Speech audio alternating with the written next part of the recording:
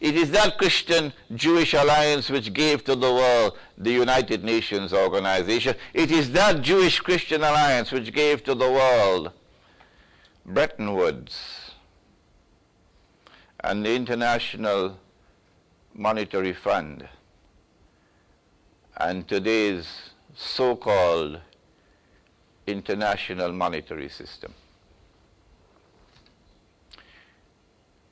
And if you join them, if you become a part of them, if you allow yourselves to become subservient to them, if you establish friendly ties with them and become part of that alliance, part of that system, you've lost your Islam. That's not an easy bite to swallow and digest. Not at all. And this is perhaps the first time any of you is being introduced to this verse of the Quran this way. Without a doubt, this is the first time. And hence you can see that the verse, the subject, the gold dinar, Islam and the future of money, has a perspective from the Quran and from the Sunnah of the Prophet ﷺ, which is absolutely unique even to your muftis, who are blissfully ignorant of the subject. My language is harsh, but I can be harsh because I'm 65 years of age. And if you send me to Guantanamo, how long will I last?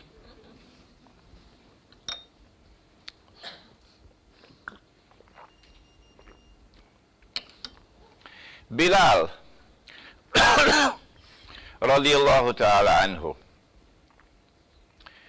the companion of the Prophet sallallahu ta'ala alayhi wasallam, came to the Prophet alayhi salatu wasalam and offered him some dates. The Prophet alayhi salatu wasalam looked at the dates.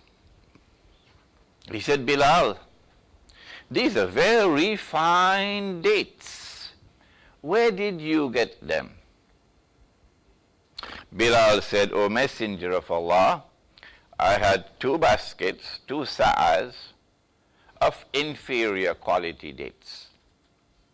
And I exchanged them for this 1 basket of superior quality dates. The value of the 2 was equivalent to the value of the 1. So it was a fair exchange.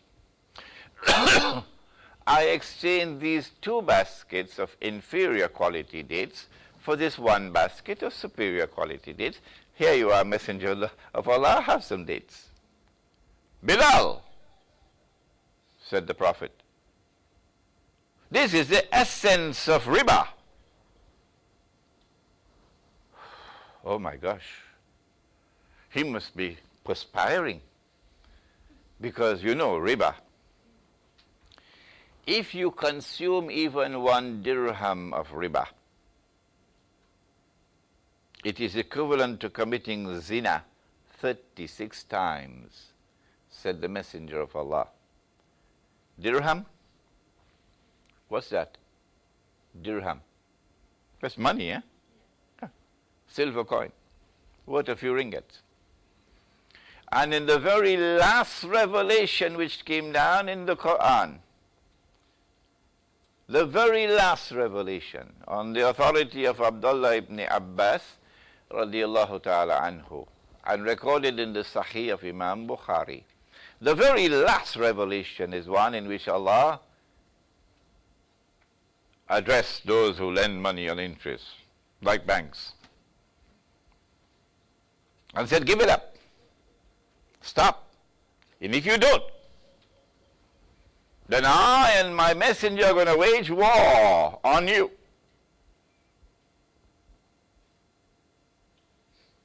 So this is not something easy. Bilal, this is the essence of riba. What you should have done was to sell the 2 baskets as a separate transaction and then take that money and buy this 1 basket as a separate transaction, 2 separate transactions. But a direct exchange of 2 baskets of dates for one was haram, was riba.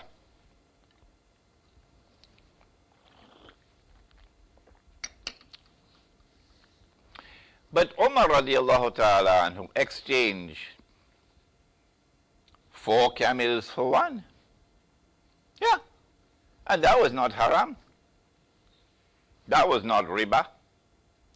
And Ali radiallahu ta'ala anhu exchanged 20 camels for one. The 20 may have been babies.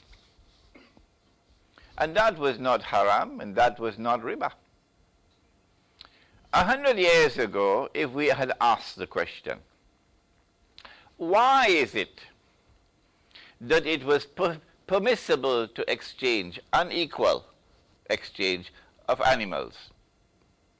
That's okay. But an unequal exchange of dates was haram and riba. 100 years ago, even a school child would have been able to answer that question. Today, and I know because I travel around the world and I lecture, and I ask this question in a Darul Ulum with the professor sitting and the senior students in front of me and about 700 students, nobody could answer it. That's a Darul Ulum. What about bank? Development bank? The answer is the answer is located in another hadith of the Prophet ﷺ, to which I shall now introduce you.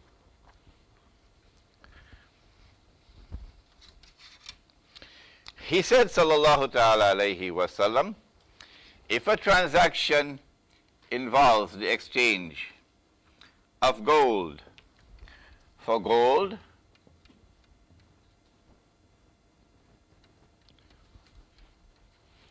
or silver for silver, or wheat for wheat, or barley for barley, or dates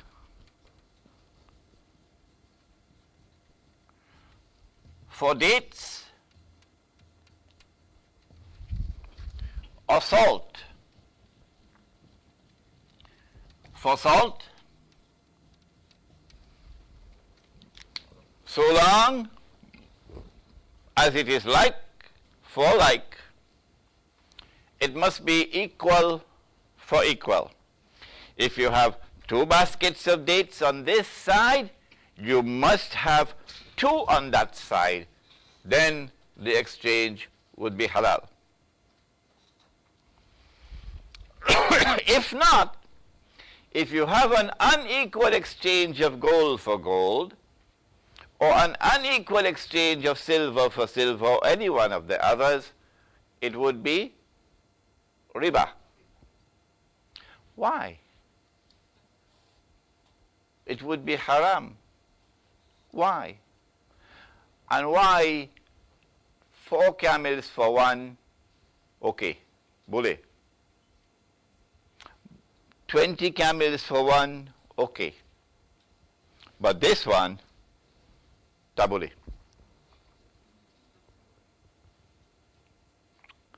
The answer is that there is something in common in all 6.